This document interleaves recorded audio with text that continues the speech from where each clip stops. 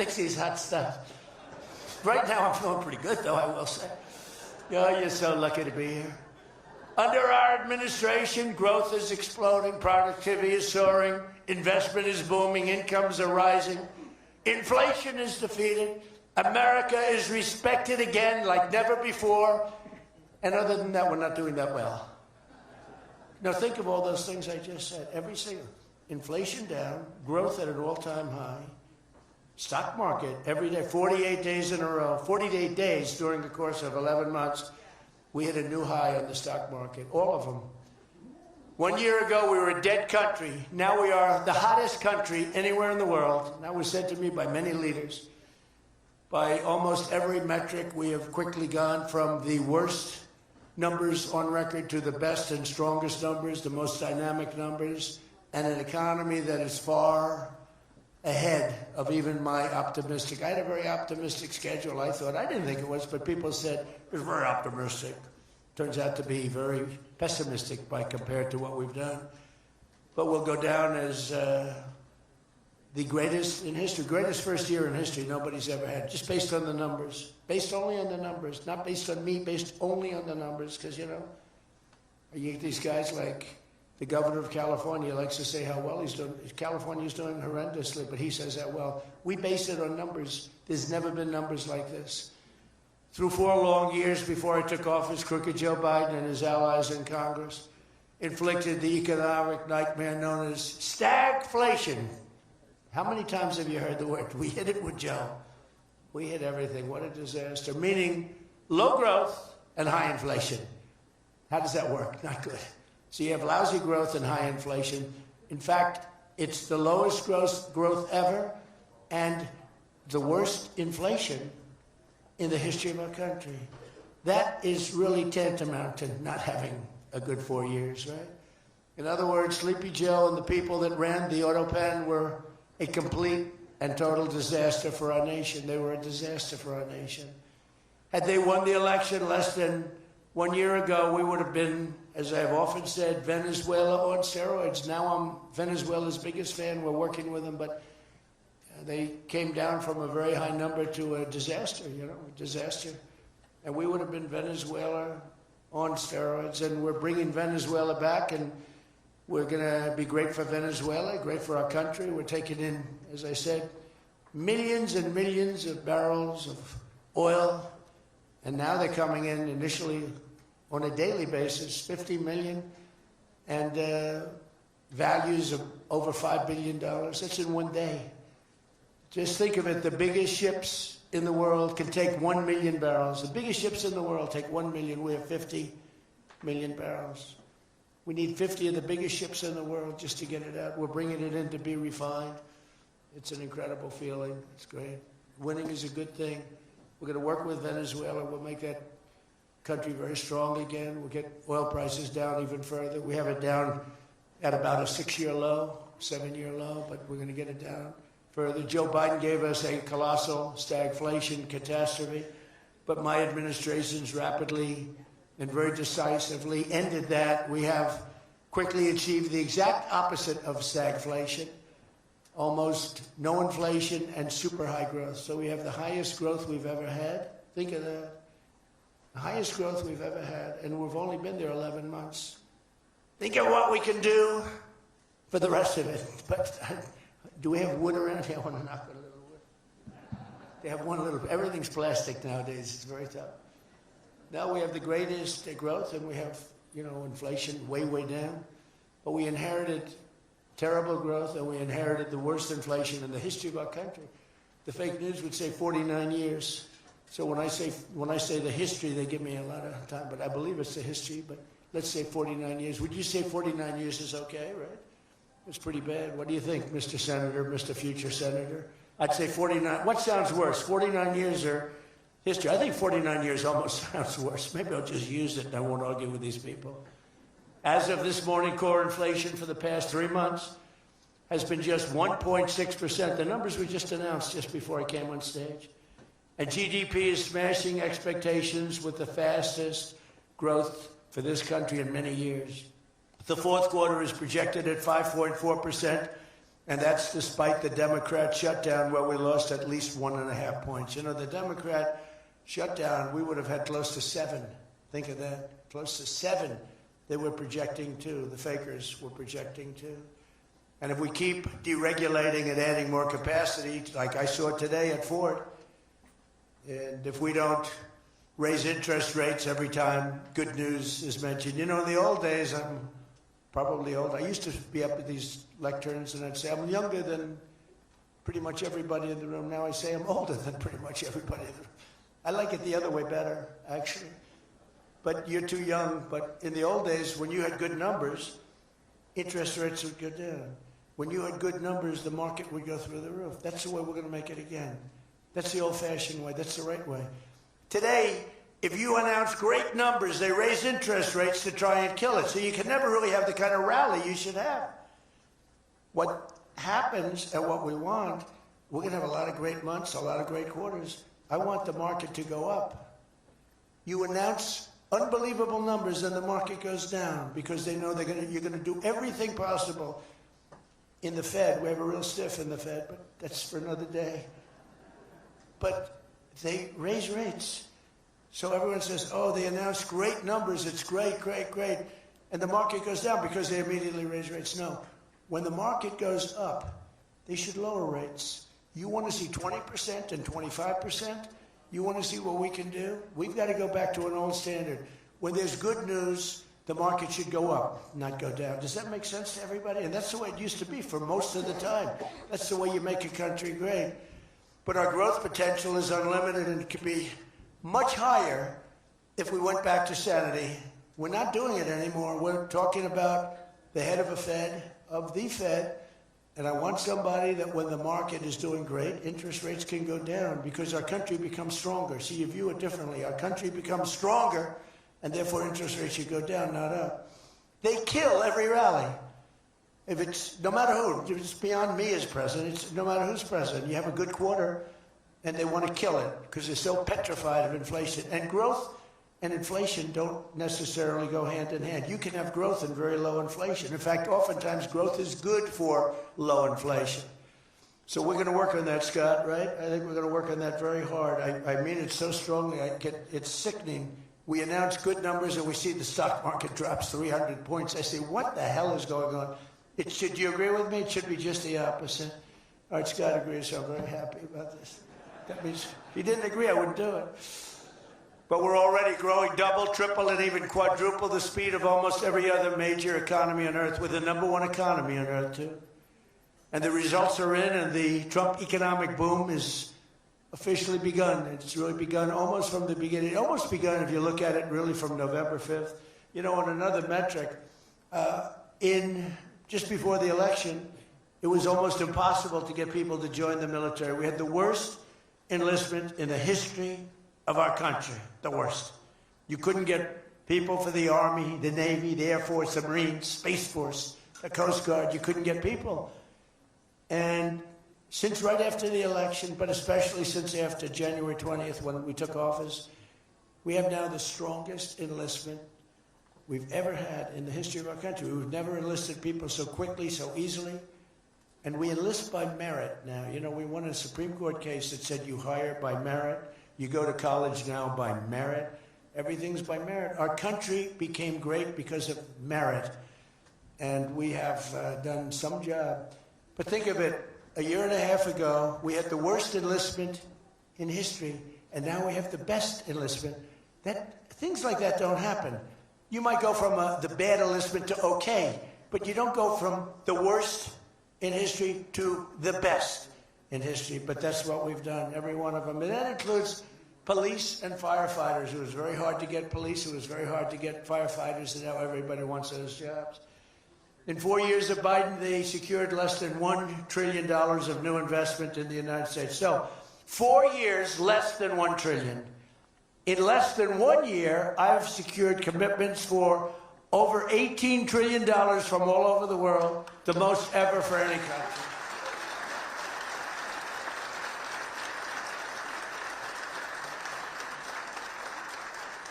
Think of that, though. They did, and I'll tell you what, had she won, it would be a disaster. because you were having people leave. You would have not had 1 trillion, you would have had 5 trillion, 10 trillion leaving the country, and your welfare would have doubled. When you look at what's going on in Minnesota, is that a disgrace? Is that a disgrace? But we'll talk about that. Under Biden, we had the highest trade deficit ever recorded, losing more than $1 trillion every single year. How about that? It was killing Michigan, and everywhere else in our country was being absolutely destroyed. But in a matter of months, largely because of tariff income and the election result, we've slashed that gaping trade deficit by, in a short period of time, 62, it just came out, 62%. People are stunned. The fake news back there, look at those cameras rocking and rolling. No, the fake news back there is, they're very upset about it, actually. But they're stunned. They can't believe it. We cut our trade deficit in actually 10 months was when the number came out. We cut it by 62%. It's going to go better than that now.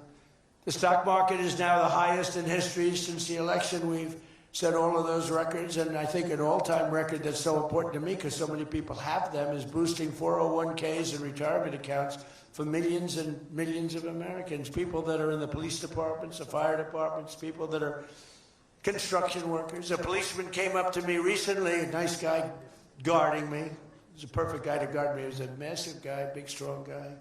He said, "Sir, you made me look so good in front of my wife. My wife thought I was a horrible investor because every time I invested, we lost money.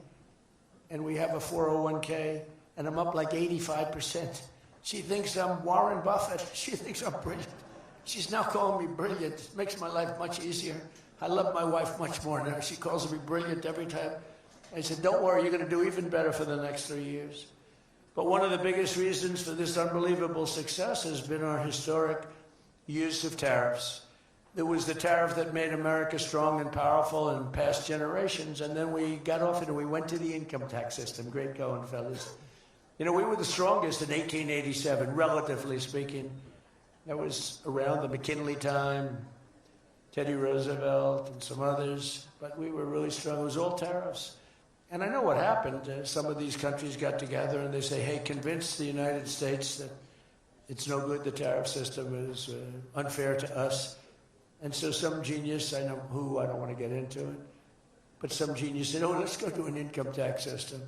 So instead of foreign companies and countries paying everything, the people started paying. And then after that, you had a depression, but that was a long time. That was in like 1913, you had the tariff switched into income tax. And then in and they like to blame tariffs. You ever notice they blame tariffs? No, they brought tariffs back in 1932. They brought them back to try and save the sucker. But it was in 1929, because a lot of people, you know, the anti-tariff people. Now, an anti-tariff person is a pro-Chinese person, like Coke. This guy's fought me in every election I've ever been in, and I've kicked his ass. He inherited a lot of money, and I don't know the gentleman. But he fights me, and then he goes out and says, "I made more money with Trump than I ever made in my life." And then he supports these other people that were total losers. Gives them a lot of money. But he made more money. Everybody makes money with me. I always made money for people. Now, it's tariffs that are making money for Michigan, and the entire country is stronger and safer and richer than ever before outside of that period of time. No, if they had what was called the Great Tariff Act of 1887 or something like that, and it was a great group of people like yourselves. They picked really smart people to sit on a committee. They had so much money they didn't know what to do with it. And they wanted to have the money given away. You know, we built the Panama Canal out of tariffs. We did a lot of things. Panama Canal was the single biggest investment, relatively speaking, that this country's ever made. Would be the equivalent of trillions of dollars today. And Jimmy Carter gave it away for $1. It was also the most profitable thing ever built. Thing. In other words, like buildings or casinos or anything, the most profitable thing ever built was the Panama Canal. And brilliantly, Jimmy Carter thought the country of Panama should have it, even though we lost 36,000 people to the mosquito. You know that, right? To the mosquito and a certain snake, which was not a very nice reptile. This was a brutal reptile. You got bit, it was over. It was just saying, bye-bye, everybody. We lost 36,000 people. Malaria, the mosquito, and the snake. And he gave it away for $1. Well, at least we got $1. That's better than most of those guys do. We got $1 for that. Most expensive thing ever built, most profitable thing ever built, too. Makes so much money. Every prediction the critics made about our tariff policy has failed to materialize. The evidence shows overwhelmingly that the tariffs are not paid by American consumers, that they're paid by foreign nations and middlemen. And Scott went over that with us before, and they're paid by middlemen. They raise the thing. Countries get involved. They pay them because otherwise they won't have companies. They won't be viable. And we're the big beneficiary. Once again, the so-called experts were 100% wrong, and Trump was right. People of Michigan were 100% right. You elected the right guy. If you had the other person, everybody, we wouldn't even be having a meeting today, probably. There'd be no meeting. The economic club would be saying, like, man, we're doing bad. It's going to be awfully tough to get people to show up. This is going to be tough, the chairman. This is going to not be a good day for us. We don't want to have, let's cancel the meeting immediately. The Trump tariffs have delivered us trillions of dollars of new investment, unprecedented new partnerships on minerals, rare earths, defense, and artificial intelligence, and historic levels of foreign military sales. You know, you have the Supreme Court now going to rule on whether or not we can use tariffs. Can you believe this? A case brought about by people that are China-centric. Foreign-centric, but China-centric. I wouldn't want it if I was China either. You know, China's one of our biggest taxpayers right now. China, would you ever believe you'd hear that? And they've been great. My relationship with President Xi has been great. But we have a group that's foreign-centric, China-centric, suing, and we'll figure something out if we don't win, but we should win. I mean, we should win. So great for national security. I ended 8 wars. Think of that, 8 wars. And without trade and tariffs, you wouldn't have been able to end any of them. But they brought hundreds of billions of dollars pouring into the United States Treasury, helped curb inflation, and helped cut the federal budget deficit by a staggering 27%. And that's only for a short period of time. The number's much bigger than that when you add in the full year. And I've told people I got into a lot of trouble because of the fake news back there. I told people, I said, tariff is my favorite word. I said, my favorite word of every word is tariff. I've loved it for 40 years. I came here many years ago. Remember they said I didn't come here, then they found out I did. I got an award in Detroit, in Michigan, many years ago, and still have it. They said it never happened. It did happen. Turned out I didn't notice any apology. But all I did was talk about you're losing your car industry. This was long before I ran for politics. They said you're losing. I said, why are you allowing these foreign nations to take your car? You know, you lost 57% of your car industry. The good news is you're getting it back. But I said, why aren't you using tariffs? I've been very consistent, I will tell you that, for years and years. Even as a private businessman, for years I used it. Because I got, for whatever reason, a lot of publicity always. I don't know if that's good or bad, but it happens.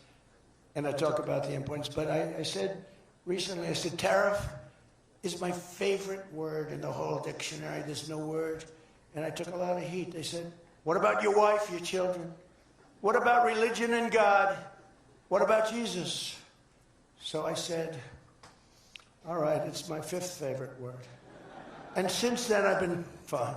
They hit me hard, these people, these fake news. They were killing me over tariff. He likes tariff more than his wife, more than religion.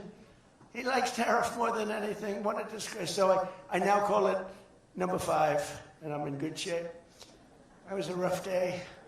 It's my favorite word, and I got killed.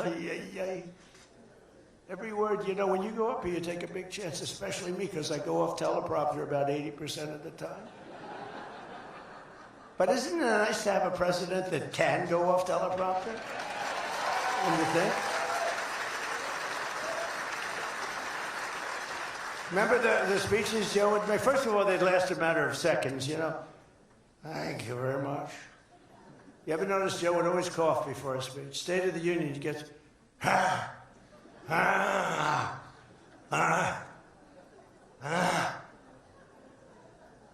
ladies and gentlemen. And then it would be like very short. Although the one time they had him spruced up pretty good, remember, he was high as a kite. He was floating. He was up there way up. He didn't. That was a bad speech. But hey, he got through it. You know, he got through it. If you call it getting through it. This country was so. Can you imagine allowing 25 million people into our country? Many of them criminals. Many of them murderers. What he did to this country, what they did, because it was the people surrounding that beautiful, resolute desk. But just as I promised you that I've imposed a 25% tariff on all foreign automobiles, I'm standing up for the American auto worker like no president has ever stood up before. You know, those tariffs are keeping the foreign auto workers. Now, if they want to come in and build a plant and hire you and hire your friends and your neighbors, that's great. I love that. Let China come in, let Japan come in. They are. And they'll be building plants, but they're using our labor. U.S. auto factories are now seeing more than $70 billion of new investment. Think of that. They were leaving. They were all going. They were going in the opposite direction. Now they're pouring back. It's the greatest. Nobody's ever seen anything like it. And much of that money is coming right here to the car-making capital of the world, Detroit. You lost, I mean, so many places. Since I took office, Ford has announced it will invest $5 billion across its Michigan and Kentucky plants, creating 4,000 new jobs. GM is moving production of the Chevy Blazer and Equinox from Mexico right back here to America. Right? Is my favorite auto worker here by any chance? You know who I'm talking. What happens with Brian? Brian, oh, I see. He made some cash. He's after. Oh, he's been very disloyal to Detroit. We're gonna have to. He is such a great guy, right? And that guy fought for me when it wasn't the popular thing to do. He fought for me from day one. Well, you tell him I said hello to him, all right? That guy, he got it. 4 years ago, he got it. Right at the beginning, he understood it better than anybody, better than the great economists. They had no clue. And Stellantis is investing $13 billion to expand its U.S.-based manufacturing plant by more than 50%. Stellantis doing a good job. Never before has an administration achieved such sweeping and dramatic turnarounds as has taken place just in this very short period of time. I mean, you're talking about 11 months. 11 months and you have a different business. 11 months and you're booming. I just spoke to an AI guy, and that's booming too. You know, we're leading China in AI by a lot. I'm letting them build their own electric plants because people are saying, you know, the amount of electricity they need is, they need twice as much as electricity currently in the United States for every other business, home, factory. They need double. So I said, we can't do that. And then I had the idea. When they build these $50 billion plants, I'm going to let them build, and they're already building big electric plants to take care of their plant. And any excess electricity, they'll sell it back to our country. It's an unbelievable, and therefore, we're going to build, I think if they really add it, you know, you hear how much, and I have great respect for China, but you hear they're building a lot of electricity, but we are too. But we're having it built privately. They're going to own their own electric. They're becoming their own electricity producer. And when they heard this idea, they thought it was great, but they didn't take it seriously because they said it's too good to be true. But then they realized that I was serious. They were getting them 2- and 3-week approvals. They don't have to wait for 20 years before they get rejected. You know, in the old days, they had to wait for 20 years, and then they get rejected at the end of 20 years. Guys would give up their whole career trying to get one approval, and then they get rejected. In every aspect of our agenda, we're putting America first, and nothing will stand in our way. Nothing's going to stand in our way, nothing. So one of our top priorities in this mission is promoting greater affordability. Now, that's a word used by the Democrats. They're the ones that cause the problem. The one thing, they stick together. They don't have some of the people that we have. I don't know, it's a genetic thing. It's something in the blood. We got some real losers, mostly great, but I wouldn't use the name Romney because I'm in his sort of territory, so I would never use that name. But, all right, I'll use it. They don't have a Mitt Romney that votes against everything. They don't have a Rand Paul that votes against everything. I got him elected twice. He was a stone-cold loser. I went to Kentucky where I won by a lot. I did a rally for him. Then I did another rally, he won. Then I went the second time, he won. Then he votes against all the time. It's just crazy. I don't get it. Then you have Lisa Murkowski and you have Susan Collins, disasters. And you had a gentleman from Indiana that I don't believe it, Todd Young, he voted against. And you'd say, why are you voting against? They can't give you an answer. They're unable to give you an answer. It's like, why are they against the attack on Venezuela? They're against the attack after they found out it was the most successful attack, probably the most talented, most brilliant tactically attack that we've had maybe in 100 years. And they're against it. Why? It's one thing if the attack failed. I'd probably do that too. It'd change. I'd be in favor of it. Then if it failed, I'd say, I told them not to do it. That's what they did. But here we have one of the most successful attacks ever. And they find a way to be against it. It's pretty amazing. But it's a shame. And we have some others, but not many. We have a great party, but we have people, the Democrats, whether you like them or not, they stick together like glue. They have horrible policy. Thank God they have horrible policy. Because they're smart, they're evil, they're vicious, but they're bad policy. For instance, you could be a genius and try selling men playing in women's sport. You could be a genius, try selling transgender for everybody, open borders, let the world come in, let the world's prison population come into the United States, including all of the murders, 11,888. That's what we're trying to get out of Chicago and Minnesota and these places. So they stick together, which I admire because I'm a very loyal person, but they have horrible policy. Can you imagine if they had good policy? They were on this morning talking to all the reasons that men should be playing in women's sports. They had a football guy there, flag football. This guy was like 6'6", he weighed 290 pounds with zero body fat. And they had a few young women. They were the size of his leg. He wouldn't have had to run. He could have just walked. They couldn't have done a thing about it. 10 of them would have to jump on him. That wouldn't have had any impact. I don't think he would have been like a fly. It's so ridiculous. It's so demeaning to women. It's so demeaning. Look at the weightlifting records. I mean, the record got beaten by 112 pounds, a record that stood for 18 years. 1 ounce they'd put on, stood for 18 years. Guy comes along, who was a poor lifter as a man. He was at the lower portion of the class. Comes along and broke the record by 112 pounds. Think of that. They fought for years to beat that record. How about the swimming records?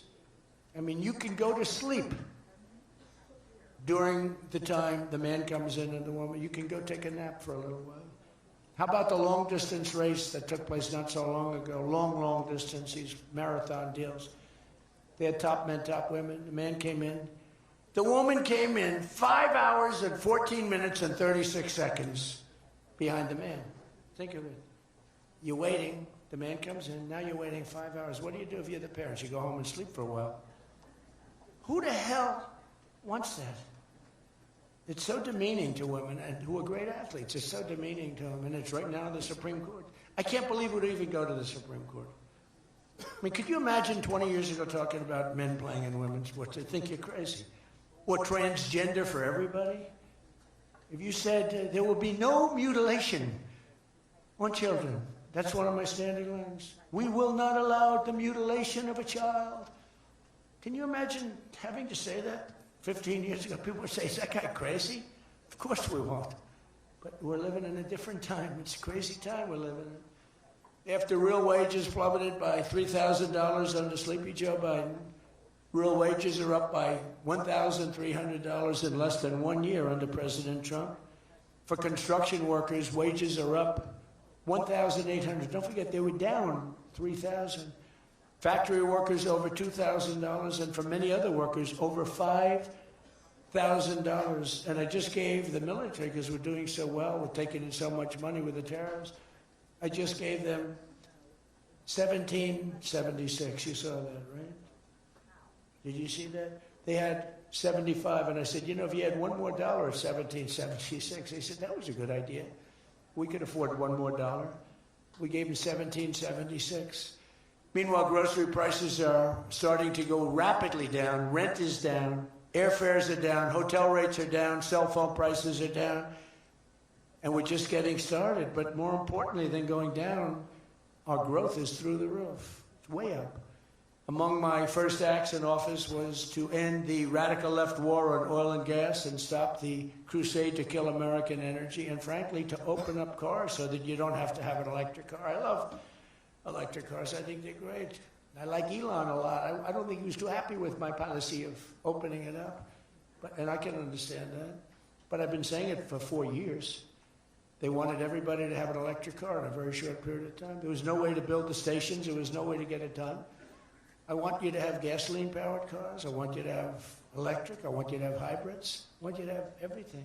Hydrogen, I don't know about. I'm hearing it's not testing so well. It's fine, except when there's an explosion, you're a goner. Now, have you heard that with hydrogen? One guy is trying to sell hydrogen, and I say, yeah, but, sir, that only happens 1 in 100. Oh, great. When it happens, they find the body like 300 yards down the road. So I said, I'll pass on hydrogen. Maybe there's something I don't know about, but is anybody in the hydrogen car business? Gasoline is now under $2.50 a gallon in 17 states and under $2 in many places. We have some states it's $1.95, $1.99, $1.97. As we speak, these are gas stations, and think of that. We have gas stations in the Detroit area where you can fill up for less than $2.30 a gallon, whereas 2 years ago it was $4.50, and in many places it was way over $5. Think of that, $2.30. You see it. That's like a massive tax cut, which we gave you under the great big beautiful bill, by the way.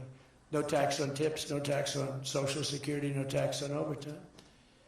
And with our extremely successful operation in Venezuela earlier this month, that number soon is going to go lower because we're going to have a lot more energy. We're going to have a lot more, as opposed to a country that's going to be totally shut down, no fuel, no gasoline, and it's, you know, they say it's got more than Saudi Arabia. Who knows? Got a lot.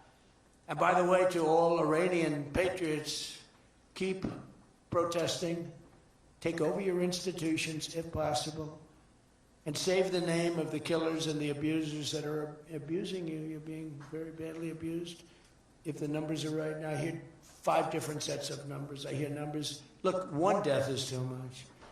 But I hear much lower numbers, and then I hear much higher numbers. But I say save their names because they'll pay a very big price. And I've canceled all meetings with the Iranian officials until the senseless killing of protesters stops. And all I say to them is help is on its way. You saw that I put tariffs on anybody doing business with Iran. Just went into effect today. And I say make Iran great again. You know, it was a great country until these monsters came in and took it over. And it's all very fragile. It would have happened to us, I'm telling you. If I didn't win this election, it would have happened to us. In the coming weeks, I will be laying out even more plans to help bring back affordability. And again, remember, that's a fake word by Democrats. Prices were too high. They caused the high price. They never want to talk about affordability. They always go, this is an election about affordability.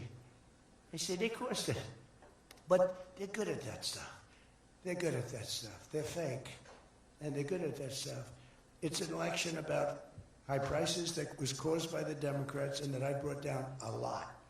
And remember, when you see energy coming down like I brought it down and gasoline coming down, that brings everything else down. It's so much bigger than any other factor. When gasoline gets to be $1.99 a gallon, everything comes down. The donuts come down, the truck that delivers the donuts, the stove that makes the donuts, the whole thing, it all comes down. And it's coming down much faster than anybody can even believe. And remember, though, I always say, because here normally when that goes down, the world comes down. That's the bad way of bringing it down. Our growth is through the roof. So I always want to say that whenever I say prices are coming down, but our growth is going way up. 2 beautiful events, the exact opposite of the Biden administration. As part of those efforts at Davos, next week I'm going to provide much more detail about our housing policies so that every American who wants to own a home will be able to afford one. We have some great things happening with housing, as you know. You saw the $200 billion buy-in on bonds and mortgages. This will include a ban on large institutional investors buying up single-family homes all over the country and making it impossible for people to buy a home. And I've also announced that the U.S. government is purchasing $200 billion of mortgage bonds to bring down mortgage rates, and it's had a huge impact. It's already started. And just last week, the average 30-year mortgage dropped below 6% for the first time in many years. It's coming down very rapidly, and that's not with the help of the Fed. If I had the help of the Fed, it would be easier. But that jerk will be gone soon. In addition, I proudly called for the credit card companies to cap interest rates at 10% for 1 year, because they're getting 28 and 30% and 32%. And it's unfair. The rates are way too high. To provide further relief to hardworking Americans, we'll also be confronting one of the biggest factors in driving up prices, the monstrosity known as the Unaffordable Care Act. You know what that is, right? It's Obamacare. It's a great name, Unaffordable Care Act. No, did anybody ever think of that one before? It's true. It's the Unaffordable Care Act. Obamacare was a gift to make health insurance companies rich at the expense of the American people. In particular, the so-called enhanced premium tax credits were a corrupt payoff to the insurers, whose stock prices went up more than 1,000% after Obamacare was signed. I want the same money I want it to go directly, very simple. I want the money, those big amounts of money paid for by the government, to go directly to the people so they can buy the health care that's right for them. They can negotiate their own deal, health care savings account, but they'll buy their own health care, and everybody loves it. That's why later this week, I'll announce our health care affordability framework that will reduce premiums for millions of lower drug prices, delivering price transparency and demand honesty and accountability from insurance companies all over the country, all over the world, actually. Healthcare costs will come down very fast with my most favored nation executive order. We're doing most favored nation drug prices. When we would have drug prices stay the same, everybody thought it was great. They're going to be coming down thousands of percents. We're standing up to special interests and slashing prescription drug prices by 300, 400, 500, and even 600% and more. I mean, think of that. On that alone, we should win the midterms in a landslide. We're doing favored nations. The country that pays the lowest price in the world is the price that we're going to pay. And we got that because of tariffs, because I said to the countries they wouldn't approve it. The drug companies were tough, but they were fine. But they said the countries will never do it, because you have a pill that sells for $10, you have to sell it for 20 or 30, so you'd have to double or triple the price of their health care there for prescription drugs. Ours would come down from $130 to $20. Theirs would go from 10 to 20, the world being a bigger place. And it was unbelievable, but the countries wouldn't do it, so I called the countries. I said, if you don't do it, then I'm going to put a tariff on you. And the tariff's going to be 20 times more than the cost that you're having to pay for fair health care. And every one of them said, sir, we agree with you 100%. We would be honored to do it. It was really rather amazing. We could never do it. So think of that. You have most favored drug prices. Your drug prices are going to go down like from $100 to $10. Nobody can believe it. And we can't get the fake news to write about it. It's the biggest thing to happen in medicine. It's the biggest thing to happen in healthcare. And I cannot get the New York Times, I cannot get anybody to write about it. When we got it done and we announced it, it was on a page way in the back of the New York Times. Same with others. They don't want to talk about it. You know why? Because it's so good. It's the biggest thing to happen. Over the past 12 months, almost every promise I made to you right here in 2024 has been kept. I've kept all my promises and much more. I mean, I've given you much more than I gave you promises, and I produced much more than I said I was going to produce. I gave you the largest tax cuts in American history, cutting taxes across the board in the great, big, beautiful bill. And as I told you, I mean, who would have gotten you no tax on tips, as I said before. No tax, I said it over and over again, no tax on overtime, no tax on Social Security for our seniors. Any senior should be voting for us, because the Democrats won't do this. It doesn't work for them.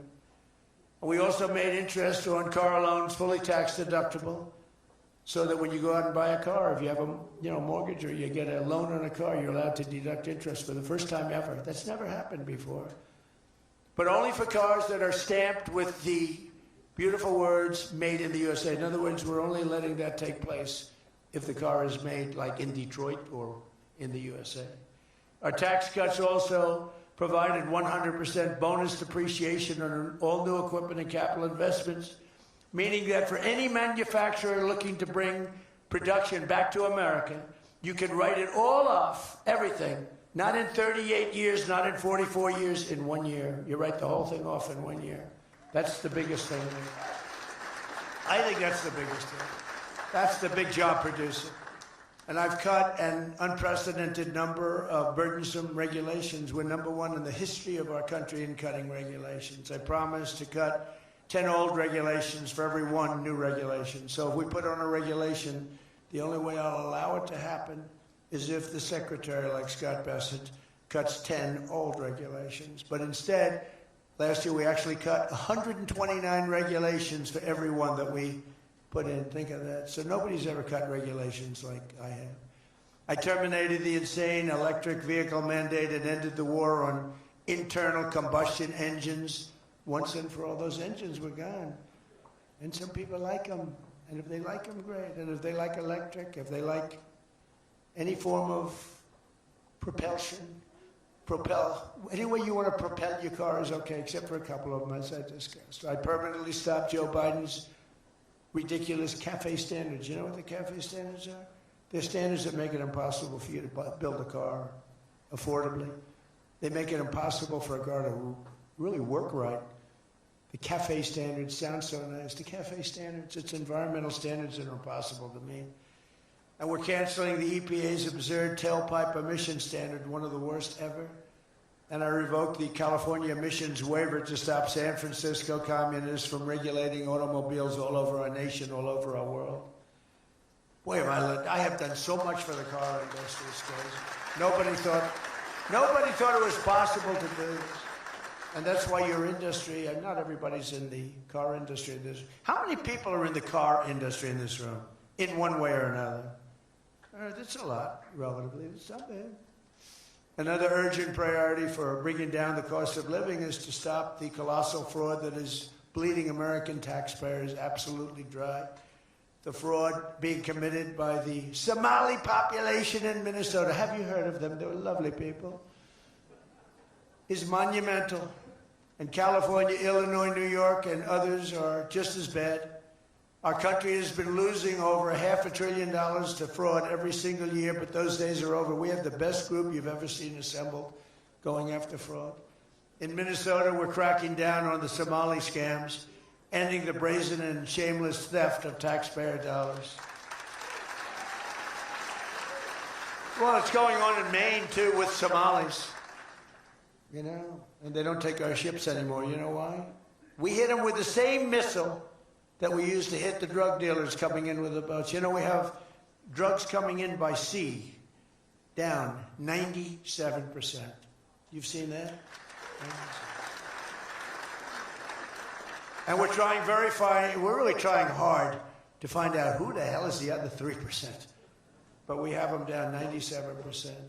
And we're going to start hitting them by land, too. The hard part is done. By sea, nobody's coming. It hasn't been great for the fishing industry, however. Those that have a fishing boat, they're having a hard time getting customers. But you can't have everything. Nobody wants to go on boats. Nobody wants to go like 25 miles an hour. When you see a boat with 5 engines on the back of it going 65 miles an hour, and it's loaded up with hundreds of bags that you see cellophane with white, typically it's not fishing. How about the couple of submarines we took down? We took out 2 submarines, and the Democrats say they were fishing.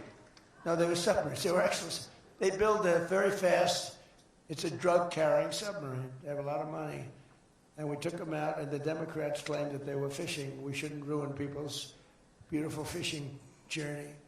It's unbelievable what we have to go through. It's really a shame, actually. We froze it all, children's payments to those states that we're talking about, and we will now require proof of attendance in order to receive federal funding for child care or any of that. How about all these child care places in Minnesota where there is no children? They go there, they get paid millions and millions of dollars. The biggest operation in all of Minnesota had no children. And we pay millions of dollars. They're scammers. They're scammers. They always will be.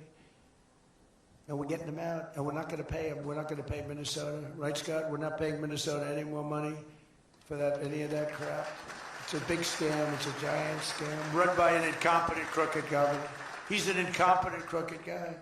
And also, we're freezing any and all welfare payments going to illegal immigrants that will start effective immediately. So when illegals come into California, Gavin Newsom, they come into California, and they send us bills for people coming in. We're not paying it. So we're working on that very strongly. Just don't pay it. As Nancy Reagan would say, just say no. You remember Nancy Reagan? Just say no to drugs. It's a little more difficult than that, I guess, right? Just say no. Additionally, from this moment forward, if you're on public assistance, like almost all Somalis are, did you see where 94% of them are on public assistance? You can't wire money out of the country back to your bank account from where you came.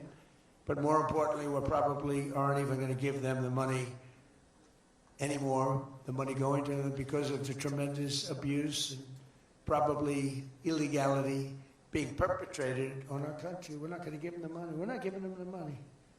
It's massive numbers of people are scamming our country.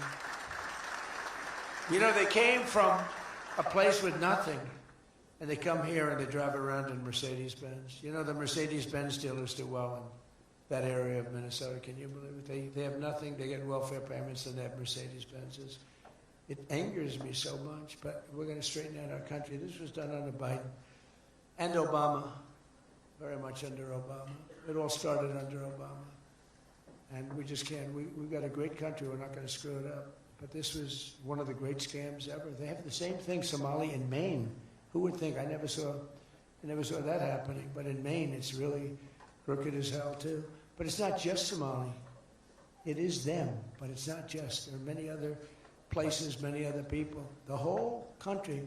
If we stop this fraud, this massive fraud, we're going to have a balanced budget. That's how much money you're talking. We'll have a balanced budget without all the growth I'm talking about. And then you add the growth, we got one hell of a country. We're giving 90-day notices to places like California, Scott. Right away, we're going to send out that notice. Who would bill the federal government as people poured into the state to send those people back, because no country can afford to do it. No country can afford to take in millions of people, pay for their education, their health care, their hospitals. You just can't do it. And we all have a heart. You can't do it. But many of those people are murderers. They're people released from jails, prisons, mental institutions, insane asylums.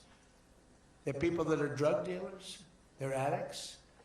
Additionally, starting February 1st, we're not making any payments to sanctuary cities or states having sanctuary cities, because they do everything possible to protect criminals at the expense of American citizens, and it breeds fraud and crime and all of the other problems that come. So we're not making any payment to anybody that supports sanctuary cities.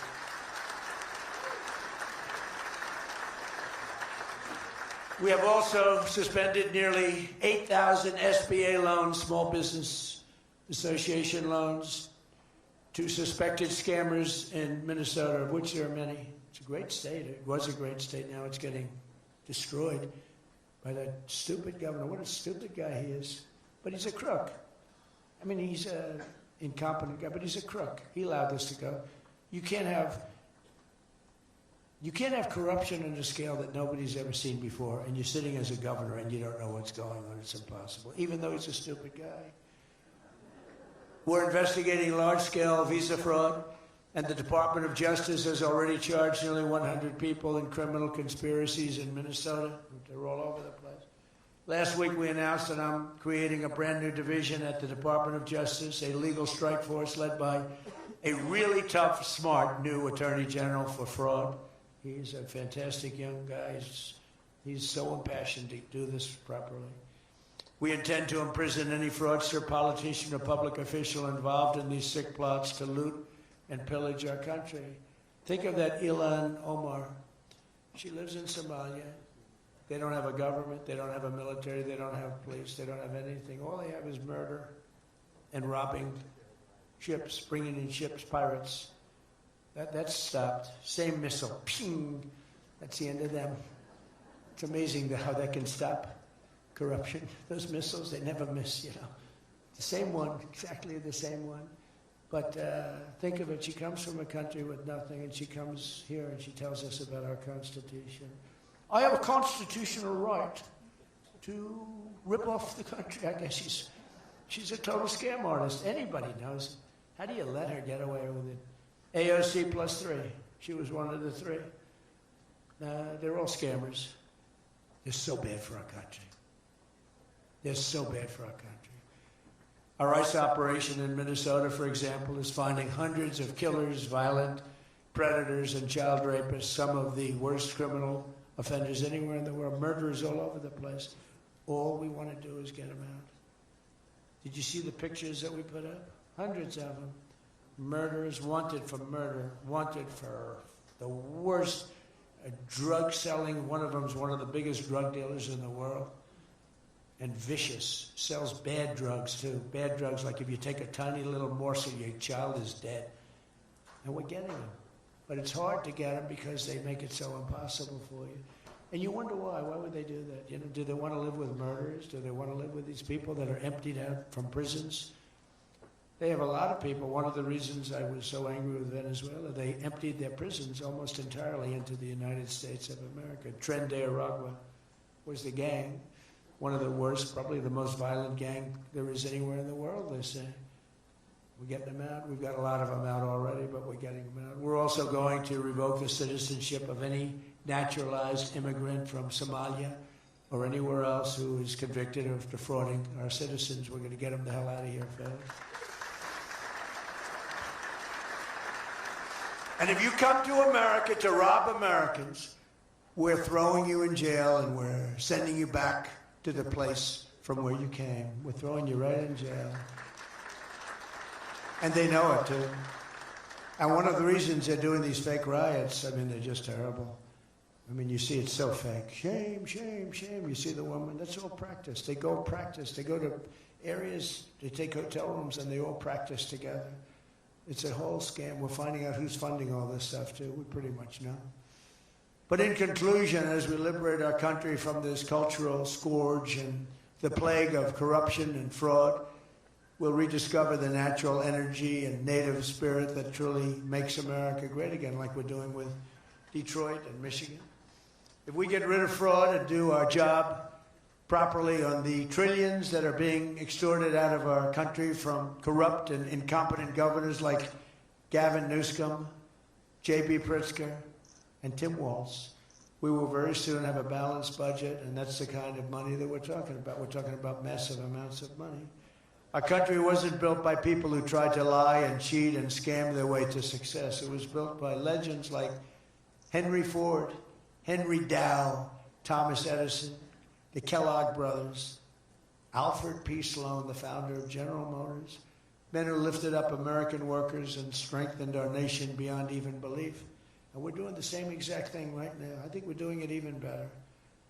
This is the fierce spirit of patriotic free enterprise that we're now unleashing once again. We are unleashing it like maybe never before. Together we have turned the page forever on the failed left-wing model that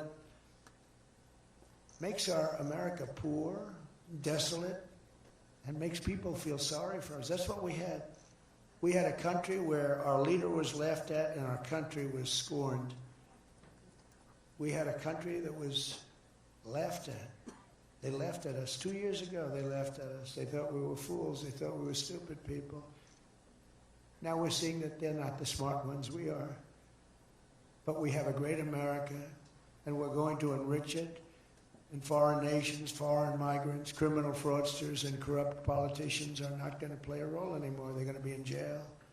Under the Trump administration, we're reclaiming America's dignity, rebuilding America's wealth, and we're putting the productive, hardworking American citizen at the center of every single thing that we do. They were the ones that built America, and they will build it up again, and that's what they're doing at levels nobody thought was possible. So today, after less than 1 year, our border is secure. Remember, they talked about the border, how bad? In 3 weeks, I didn't go to Congress. I said, secure our border. And they did. Remember Biden, he said, I have to get approval from Congress. Had nothing to do with Congress, had to do with respect. Our spirit is restored. Inflation is stopped. Wages are up. Prices are down. Our economy is booming like I think you'll see soon, like never before. Our military is strong and unprecedented. I rebuilt our military in my first term. Our workers are thriving and our auto industry is returning to the country where we all began and where it all began, and frankly, a country that we love. The United States is winning again, and we're rapidly making America and the great state of Michigan greater and more prosperous than ever before.